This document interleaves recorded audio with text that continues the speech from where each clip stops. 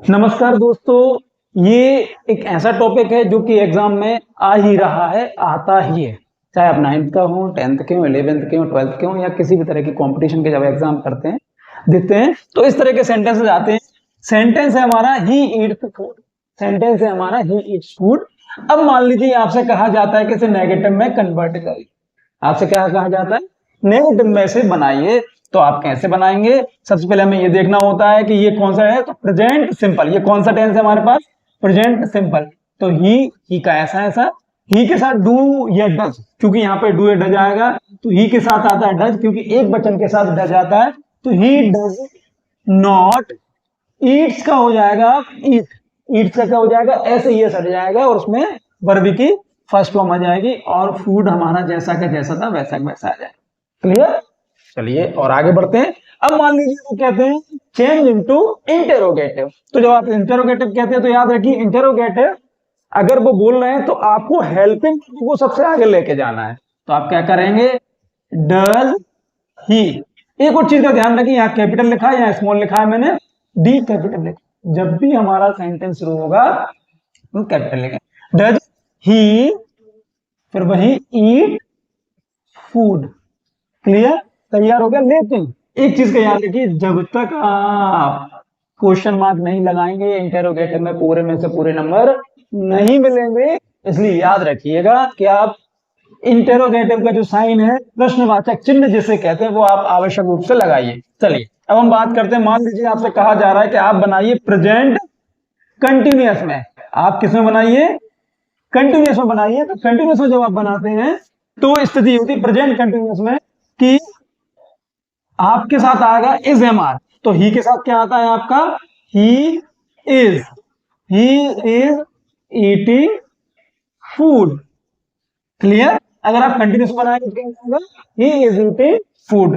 अब मान लीजिए आपसे कहते हैं, क्वेश्चन में आता है कि आप इसे कन्वर्ट करिए प्रेजेंट परफेक्ट में। किसे? इसे। तो आपका क्या हो जाएगा? ही हैव नहीं आएगा, हैव आएगा आपके साथ प्लूरल में, बहुवचन में। तो ही हैज ईटन फूड। इसमें वर्ब की कौन सी फॉर्म लग जाएगी? वर्ब की थर्ड फॉर्म। वर्ब की थर्ड फॉर्म। इससे मैंने एक छोटा सा वीडियो बनाया था शॉर्ट ट्रिक में, तो उसमें ये बताया हुआ है कि किसके साथ कौन सी वर्ब यूज होगी। अब चलिए पास्ट सिंपल हम बनाते हैं। तो पास्ट सिंपल जब हम बनाते हैं तो हमारा क्या हो जाएगा? ही, एट, एटीई। ये हमारे पास कौन सी फॉर्म है? वर्ब की सेकंड फॉर्म। याद रखिए, पास्ट सिंपल इकलौता ऐसा टेंस है, लेकिन पास्ट सिंपल का भी सिंपल यानी पास्ट सिंपल का भी अफर्मेटिव अकेला ऐसा है कि जिसमें वर्ब की सेकंड फॉर्म यूज होती है। ध्यान से रखिए, पास्ट सिंपल का भी सिंपल या अफर्मेटिव या इंडेफिनेट जो है उसके साथ अकेला ऐसा आएगा वर्ब की सेकंड फॉर्म। बाकी सब में फर्स्ट फॉर्म आ जाएगी। तो ही एट फूड। क्लियर? अब मान लीजिए आपसे कहा जाता है कि नहीं, आप एक काम करिए, पास्ट कंटिन्यूअस में इसे चेंज करिए तो कोई दिक्कत नहीं है। He was eating food. क्या हो जाएगा आपका? ही वाज में से आप एक चीज लगाएंगे तो ही वाज।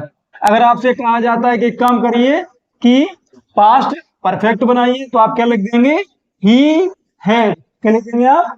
ही हैड, फिर वही चीज ईटन फूड। क्लियर? आपको इस तरह से ये चीज क्लियर हो जाएगी। अब अगर मान लो आपसे कहा जाता है कि नहीं, अब एक काम करिए, इसको दे दिया जाता है और आपसे कहा जाता है कि चेंज इनटू फ्यूचर सिंपल। आपसे कहा जाता है चेंज इनटू फ्यूचर सिंपल। तो आप क्या करेंगे? He will eat food. आप क्या हो जाएगा आपका? He will eat food. अब अगर आपसे कहा जाता है कि नहीं, आप एक काम करिए, इसे future change into future continuous. तो आपका हो जाएगा he will be eating food. आपका क्या हो जाएगा? He will be eating food.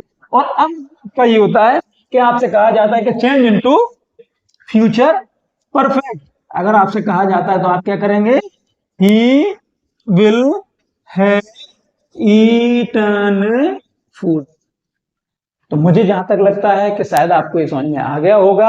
और अगर आप इसको इस तरह से समझ लेते हो, 2-3 एग्जाम्पल अगर आप कर लेते हैं, तो विश्वास मानिएगा कि मुझे जो लगता है कि अब आपको किसी भी तरह की कोई जरूरत नहीं पड़ेगी। हालांकि मेरे कई सारे यूट्यूब पे शॉर्ट्स पड़े हुए हैं, जब आप देखेंगे तो ज्यादातर इन चीजों के लिए है, क्योंकि ये एक नंबर में आती ही है। तो आप इस तरह से पूरे टेंसेस को जान सकते हैं, समझ सकते हैं। बहुत बहुत धन्यवाद। Thank you.